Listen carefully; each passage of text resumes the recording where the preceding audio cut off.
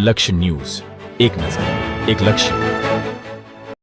ગાંધીનગર જિલ્લાના ચિલોડા પોલીસે જિલ્લાના ઇતિહાસની સૌથી મોટી ગાંજાની જપ્તી કરી છે.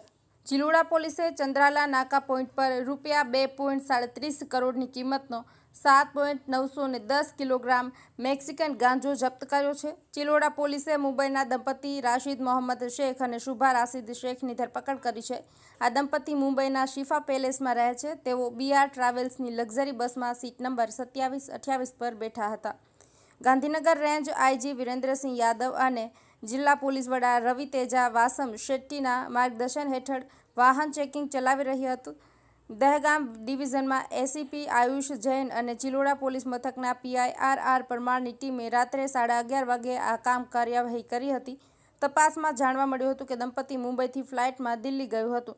ત્યાંથી ગાંજો લઈને બેંગ્લુરુ ડિલિવરી આપવા જઈ રહ્યા હતા. પોલીસને તેમની પાસેથી 2 ફ્લાઇટની ટિકિટો પણ મળી હતી. સ્પેશિયલ ઓપરેશન ગ્રુપ આ કેસની વધુ તપાસ કરી રહી છે. પોલીસ દંપતીની ઊંડાણપૂર્વક પૂછપરછ વધુ તપાસ હાથ ધરી છે. આ કેસમાં ગાંજાની હેરાફેરીનું ગુજરાતનું મોટું નેટવર્ક સામે આવવાની શક્યતા છે. લક્ષ્ય ન્યૂઝ, સંજય નાયક.